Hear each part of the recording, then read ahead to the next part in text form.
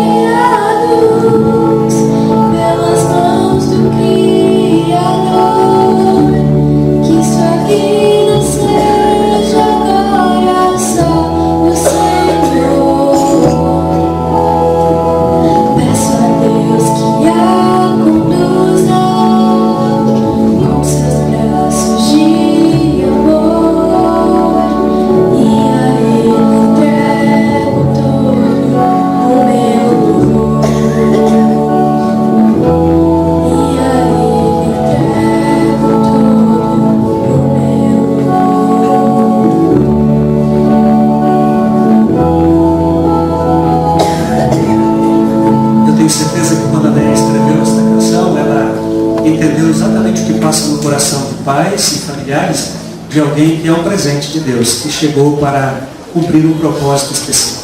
Eu vou pedir que vocês sentem mais um instante e vou chamá-los oportunamente, junto com seus familiares, para um momento de dedicação mental. Para mim é uma emoção, como disse no começo, muito especial estar aqui, porque vejo muitos amigos, amigos de longas datas, outros mais recentes, mas todos os amigos queridos nesse lugar tão especial, nessa cidade, onde também pude viver por algum tempo e trabalhar aqui na obra de Deus, como obreiro bíblico, como professor, vejo colegas de trabalho, alguns outros aqui, com quem convivi durante tempos muito valiosos da minha vida. Também estou especialmente emocionado porque estou pregando hoje para o meu primeiro pastor, para aquele que foi o meu maior exemplo de ministério e que continua sendo, que é o meu pai, que está sentado aqui nos bancos nessa manhã, para minha honra, para minha alegria e também para minha emoção. Por isso, já devo dizer que isso pode dificultar um pouco as coisas, mas eu vou fazer o meu melhor hoje, para seguir as orientações que recebi desde criança. Nessa manhã eu estou incumbido de falar a vocês sobre talvez uma das coisas mais poderosas que Deus tem na terra. Você já parou para pensar qual é o recurso o maior efeito que Deus tem para transformar a vida das pessoas? Você pode imaginar Deus fazendo os seus grandes milagres como no passado Ele fazia, e você pode lembrar deles agora e pensar que talvez este seja o maior recurso que Deus tem para transformar o coração das pessoas, transformar a vida das pessoas. Mas eu quero perguntar a você, o que você acha que é mais impressivo, causa maior impressão?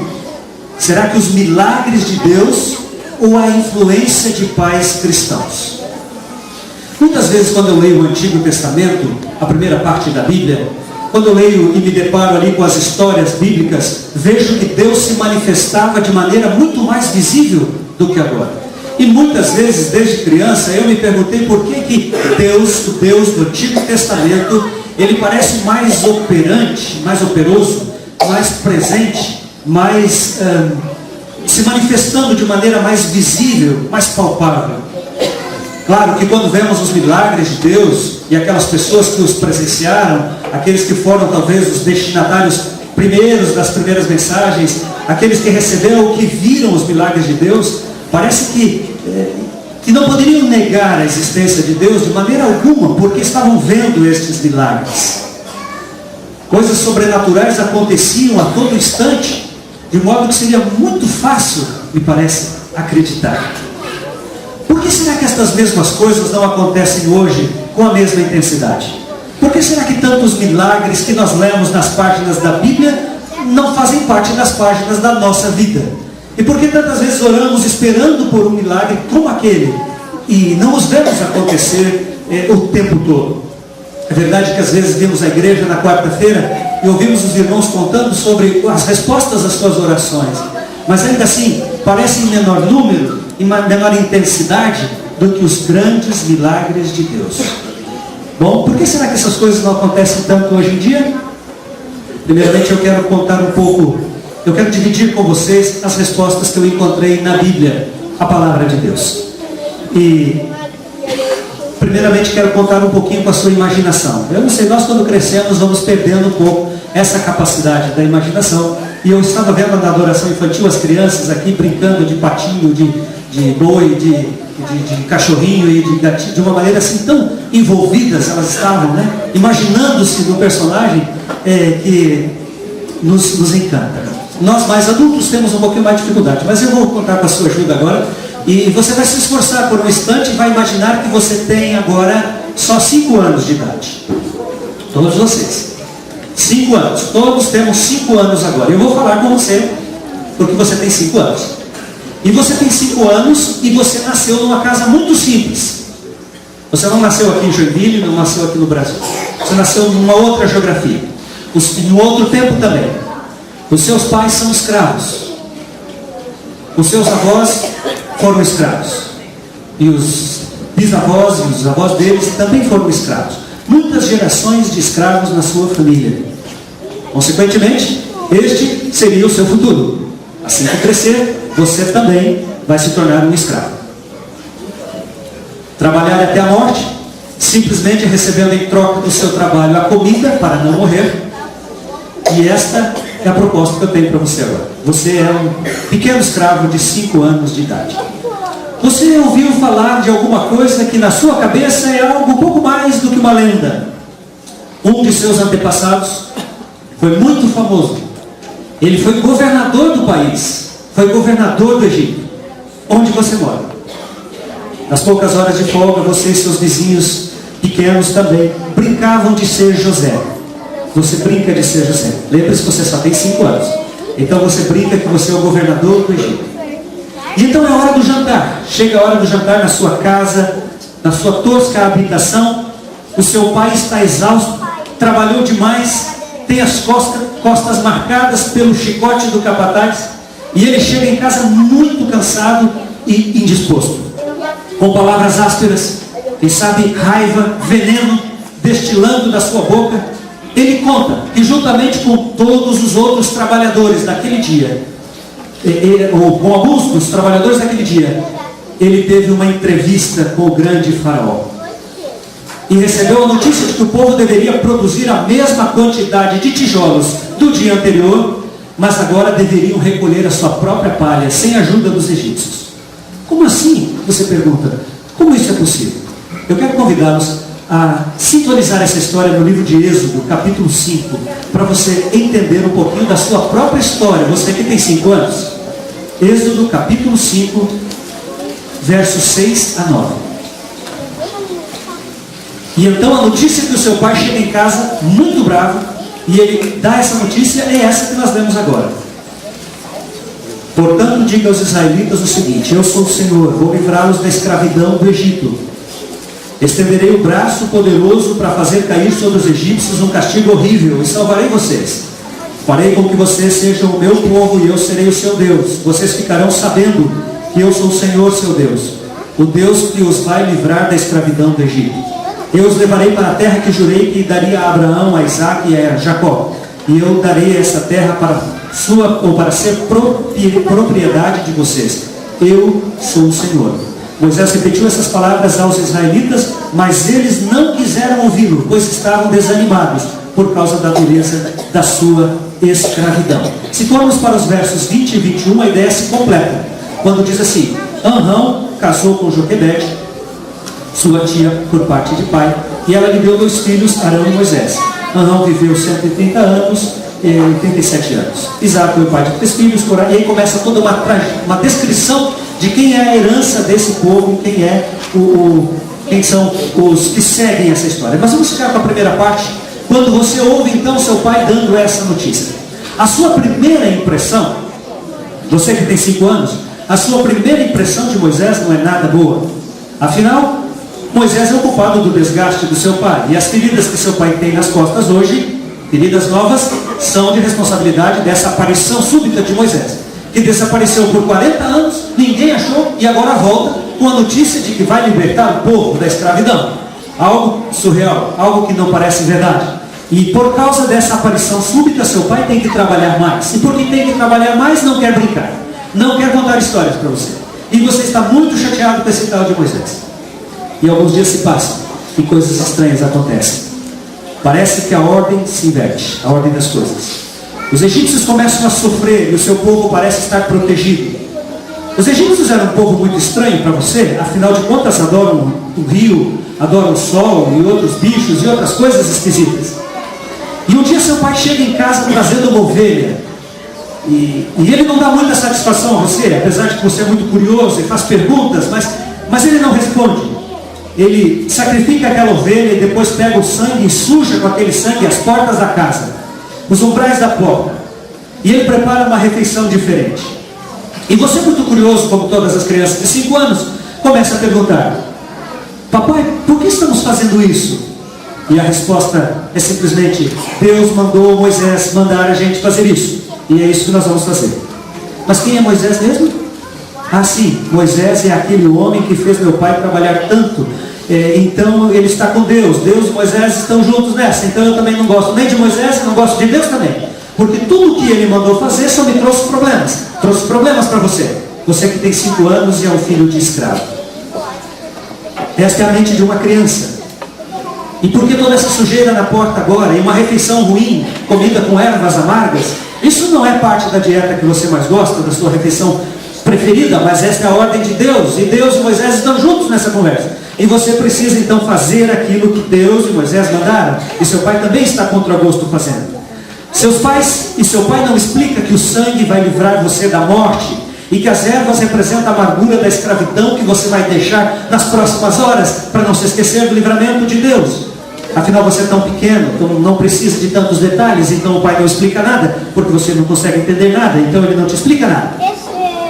E quantas vezes nós nos enganamos a respeito disso aqui no século XXI?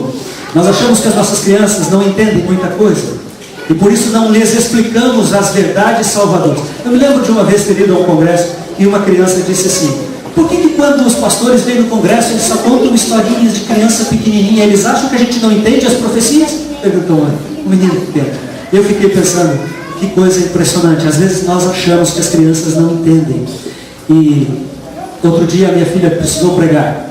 E ela falou: o que eu tenho que pregar? Eu falei: você pode escolher um tema que você gostar. Você pode pregar isso, e de brincadeira eu falei: você pode pregar sobre as 2.300 tardes e manhãs, por exemplo, no seu primeiro sermão. E eu não sabia que ela ia levar isso a sério. Isso deu um pouco de trabalho, porque então ela decidiu pregar no sábado de manhã sobre as 2.300 tardes e manhãs. E eu fiquei impressionado como uma criança capaz de dizer da sua forma, e como nós adultos podemos entender aquilo que Deus revela claramente na sua palavra. Cometemos o erro ainda desses personagens aqui, de não explicar às crianças às vezes o que tem que ser explicado. Muito bem? Também devemos explicar na medida que elas possam entender, evidente, para que esse conhecimento seja útil.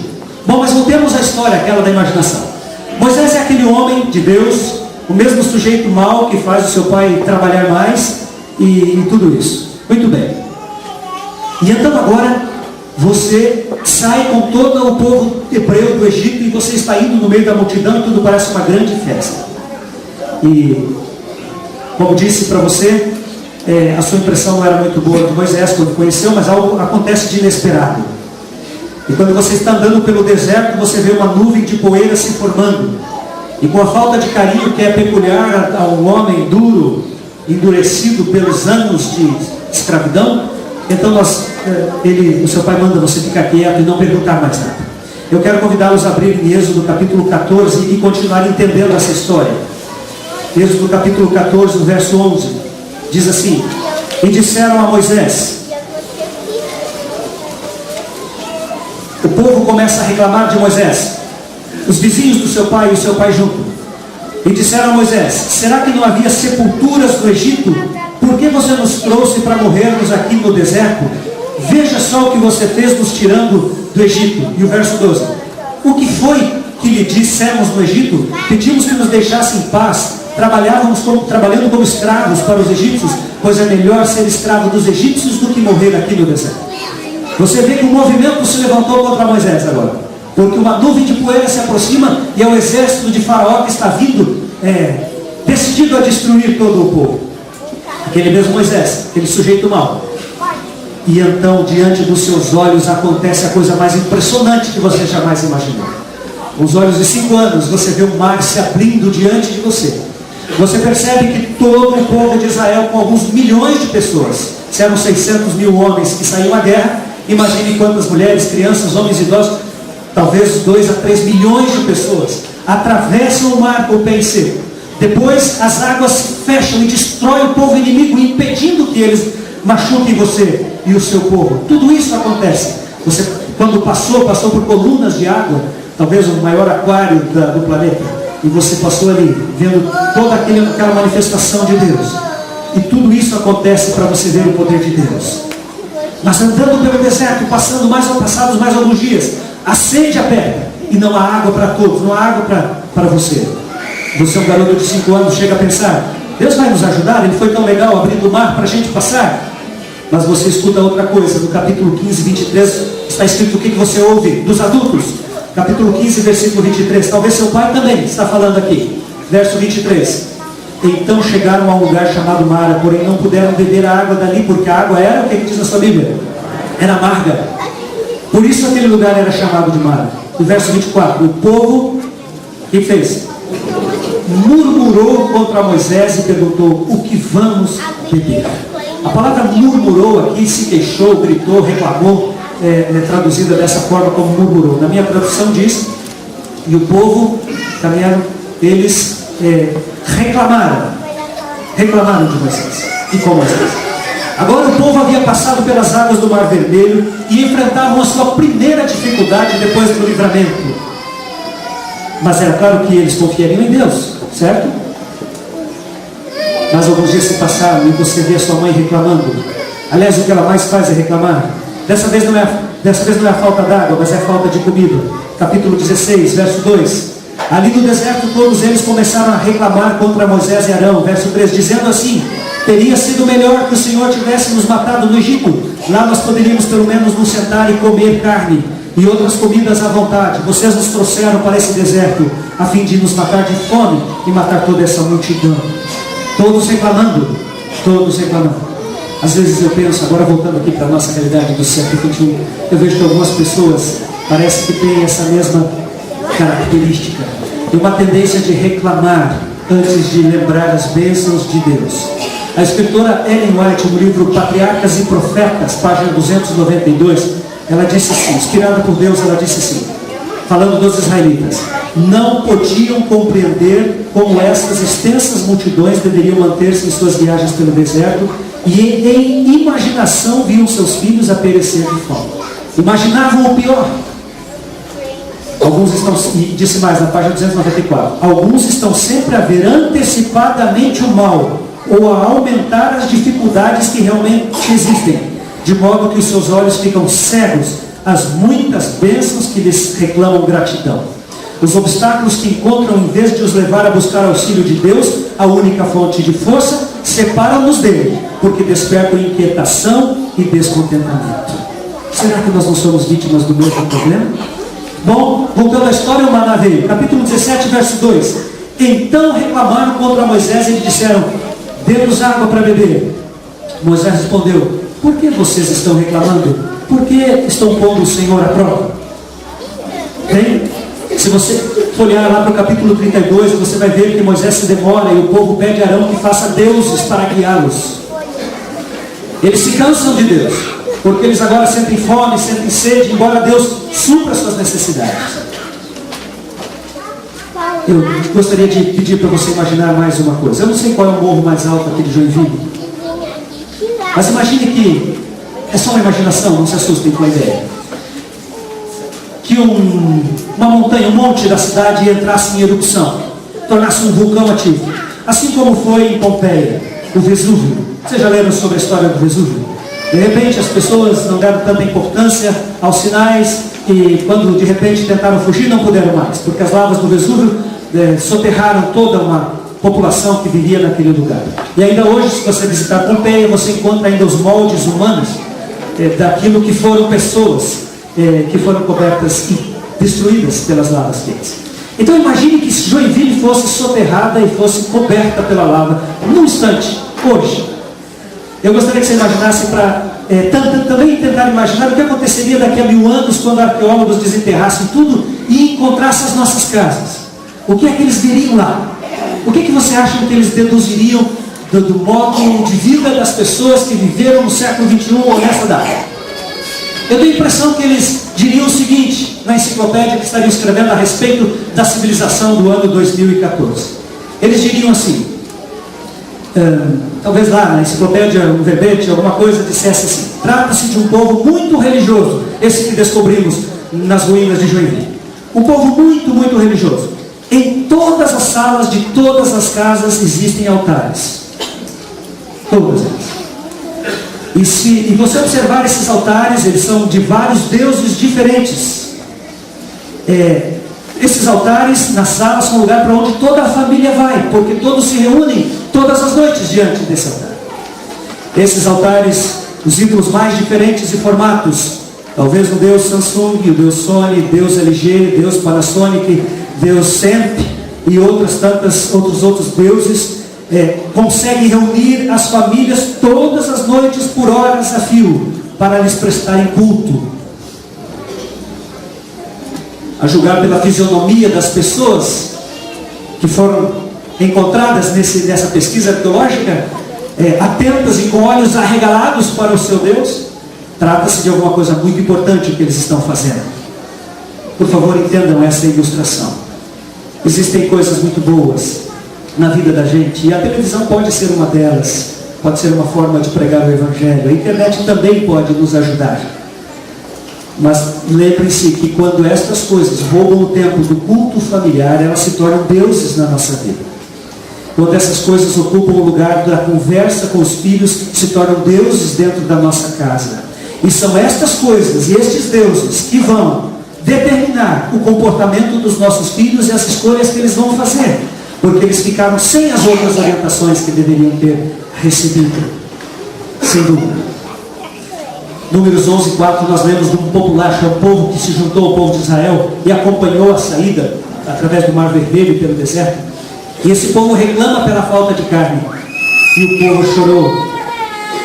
E ali Deus então precisou se manifestar de uma maneira muito dura para fazê-los entender que a sua provisão era suficiente e que eles deveriam valorizar e parar de reclamar, e parar de falar coisas negativas.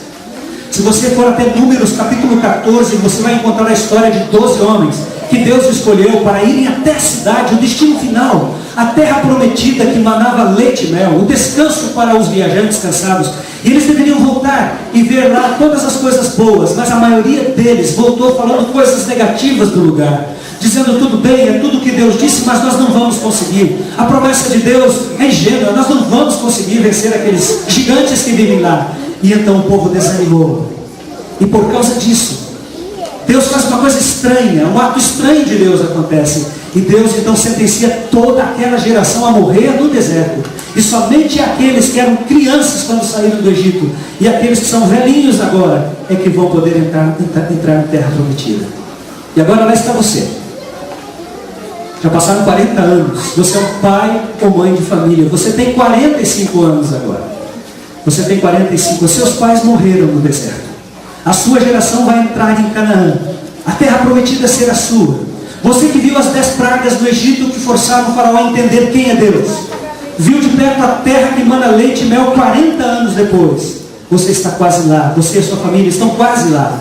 Falta apenas contornar Edom. O caminho é difícil, mas ao passar por ele você estaria novamente na fronteira da terra. E você sabia de tudo que Deus havia feito. E Deus permite só mais uma dificuldade agora. E eu quero refazer a pergunta inicial. O que é que tem mais impacto na vida de uma criança, de uma pessoa? São os maiores milagres de Deus ou a influência dos seus pais? Em Números capítulo 21, nós encontramos, Números 21, 4 e 5, nós lemos: Então os israelitas saíram do monte Hor, por caminho que vai até o golfo de Acaba, para dar a volta em redor da região de Edom. Mas no caminho o povo perdeu a paciência e começou a falar contra Deus e contra Moisés. E eles diziam: por que Deus e Moisés nos tiraram do Egito há 40 anos atrás? Será que foi para morrermos no deserto onde não há pão nem água? Já estamos cansados dessa comida horrível que Deus está nos dando. A geração que mais viu milagre em toda a história do povo de Deus não foi capaz de reconhecê-lo como Senhor. Pelo contrário, tiveram que aprender a fidelidade através do sofrimento. E eu contei essa história para você entender que Deus atuou através de milagres ao longo da história. Mas o maior milagre que Deus, o maior efeito que Deus quer exercer na vida das pessoas, Ele consegue através da influência de pais. Nesta minha história, os pais foram influências negativas. Por reclamarem o tempo todo, fizeram com que toda uma geração não percebesse a presença de Deus. E eu quero chamar novamente o Almir Júnior, a Michele, a Adriele, os avós da criança, todos os familiares agora que desejarem vir à frente, para acompanhar o momento que nós vamos fazer a dedicação da Adriele ao Senhor. E tentar entender que aquilo que eles vão fazer daqui para frente, na vida da Adriele, determinará em grande medida as escolhas que a Adriele vai fazer na sua vida. Pais, avós, tios, avós, todos os que quiserem se aproximar aqui podem vir agora, neste momento. Porque vocês estão vindo, não é apenas para que sejam destacados como parentes da Adriele, mas para que vocês entendam que há uma responsabilidade muito grande que pesa sobre os ombros de toda a família. e de todos os amigos. Michele, Almir Júnior e Adriele, que agora está acordada, está no vinho. Muito bem. Todos os familiares se aproximem, por favor. Os de longe, os de perto, os amigos da família que vieram podem vir. Eu sei que vieram uns de longe, podem se aproximar. Vai caber todo mundo aqui. Eu vou ficar nesse canto daqui, acho que todos podem ver, e aí eles ficam de lá. O Almir, a família do bebê pode vir mais aqui pertinho de mim, e fica tudo certo. Os avós podem ficar aqui do lado. Leia e Almir, Tuco, o Ivone e Paulo. Por favor, os avós fiquem mais pertinho aqui também. Bem, aqui está um pedaço da família de vocês. Há mais outros aí sentados e outros que não puderam vir, certamente. Família é uma coisa muito importante, porque através da mensagem de hoje nós percebemos que a influência que Deus pode causar na sociedade e no destino da humanidade tem muito a ver com aquilo que os pais transmitem aos seus filhos. Muito mais do que milagres que ele possa realizar, são as instruções que o pai e uma mãe dão aos seus filhos. A vida de uma criança, e da Adriele, especialmente nesse momento, é como um livro totalmente em branco. E as páginas deste livro serão escritas pelas interações que ela vai ter com as pessoas com quem vai se associar. É por isso que estas páginas serão escritas pelos amigos, pelos familiares, pelos colegas de aula. É por isso que vocês terão que, enquanto ela não pode fazê-lo, vocês terão que fazer as decisões dela.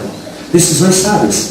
Vocês terão que escolher com quem ela vai brincar, que programas ela vai assistir, quais os livros ela vai ler, que escola ela vai frequentar.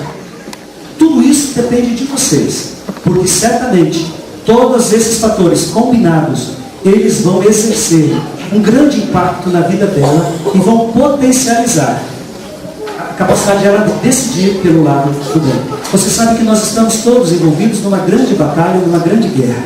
Cada criança que nasce no mundo é um novo guerreiro que vai crescer e vai se alistar em um dos dois exércitos. Ou no exército de Deus para lutar pela verdade, pelo bem, pela justiça, ou no exército do inimigo que vai tentar contrapor tudo isso. A decisão da Adriele, claro que será dela, mas eu, como disse, vai ser potencializada por esse conjunto de fatores, estas escolhas que vocês vão ajudar a fazer. É por isso que há um livro em branco, e já não mais tão em branco, que está circulando por aí. Este livro, ele consta as marcas de algumas pessoas que já estão passando pela vida dela agora, mas representam outras pessoas e outras páginas que serão escritas. Eu não estou vendo o livro. Eu posso ver onde está esse livro? Está. Alguém pode buscar um livro? Muito bem. Este livro, então, representa a vida da Adriele. Eu vou tomar a Adriele nos braços para fazer uma oração de dedicação. E nessa oração de dedicação, você achou divertido, né? Nessa oração de dedicação, com esta oração nós estamos entregando a Adriele ao Senhor, pedindo que Deus a tome, cuide dos seus caminhos e ajude-a nos lugares perigosos da vida por onde ela passa. Na verdade, todos nós que estamos aqui à frente representamos uma congregação maior. E eu preciso dizer a você, Michele e Almir Júnior, que nós, primeiro eu, mas também vocês, um dia poderão sair da vida da Adriele. Por uma questão da lógica de como a vida funciona. Poderemos sair antes da vida dela. Mas ela ainda vai continuar cercada de pessoas, destas pessoas.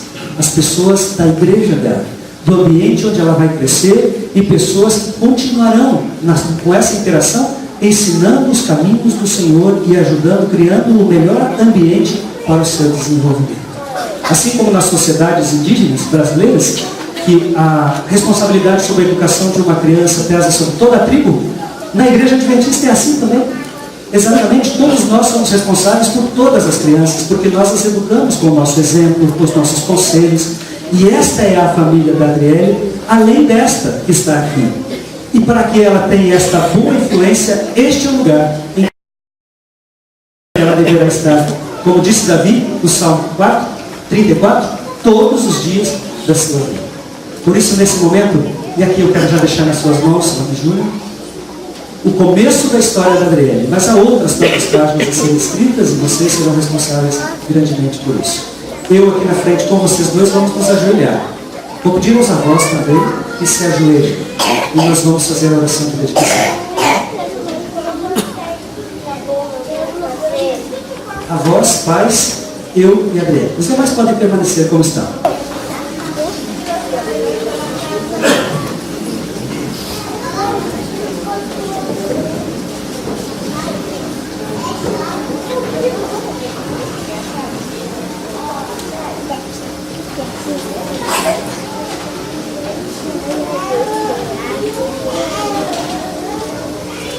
Bondoso Deus, nosso Pai, nós queremos louvar o Teu nome nessa hora, porque o Senhor ainda não desistiu do ser humano, e ao enviar crianças à terra, o Senhor está dizendo que ainda tem esperança. Sabemos que cada criança que nasce, Senhor, é alguém que vai tomar parte ativa na grande batalha final, e nós queremos pedir que o Senhor revista a Adriele com o Teu poder. Amém. Que a vida dela, Senhor, seja uma glória ao Teu nome, e as suas decisões possam demonstrar que ela está do Teu lado. Amém. Nós pedimos a Tua bênção também pelos pais e familiares que estão aqui à frente. Que todos eles entendam que as páginas da vida da Adriele dependem, nesse primeiro momento, muito deles. E que eles possam envidar todos os esforços para que ela tenha a melhor educação e o conhecimento da palavra de Deus. Amém. A toda essa igreja, nós pedimos a Tua bênção para que também continue educando as suas crianças, e entendendo que a educação dos filhos, a orientação às crianças é mais importante do que milagres, e que a influência disso vai perdurar pelas gerações, e que as escolhas deles serão grandemente impactadas por causa desses conselhos e através desses conselhos que receberão. Por favor, Senhor, tome a Adriele nos Teus braços de amor, cuide dela, e que pelos caminhos da sua vida ela possa representar-te bem, e que quando surgirem perigos, ela saiba fazer a escolha certa, e os Teus anjos possam guardá-la a todo instante. Amém. Nós a dedicamos a Ti nesse momento, e fazemos isso em nome do Senhor Jesus. Amém, Senhor. Amém.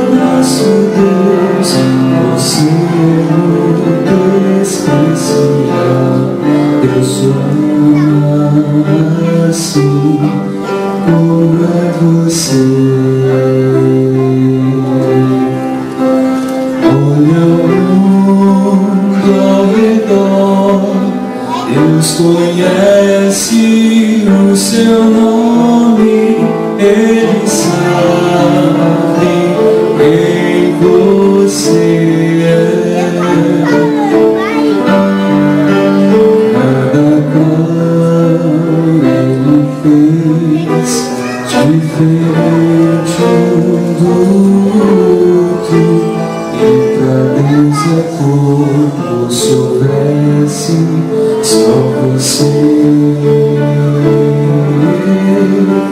Não há outro igual a você, nenhum outro igual a você. Deus o ama assim como é você. Diante do nosso Deus, você é muito especial. Deus o ama assim como é você. Deus o ama assim como é você.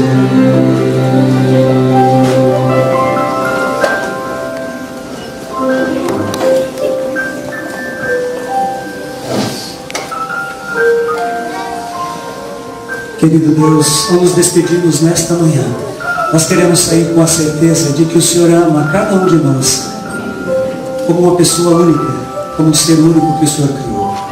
Hoje aqui entendemos, Senhor, a influência dos lares, e nós te pedimos que nos lares de todos nós o teu nome seja exaltado, e que realmente haja um altar em nossa casa, mas um altar de adoração ao Deus vivo, onde a tua palavra seja lembrada e os teus ensinamentos repetidos a todas as gerações.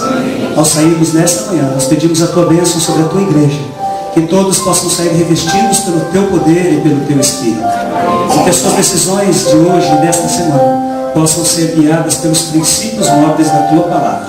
E nós oramos, não achando que merecemos o que pedimos, mas oramos em nome e pelos méritos de Jesus, o teu Filho. Amém.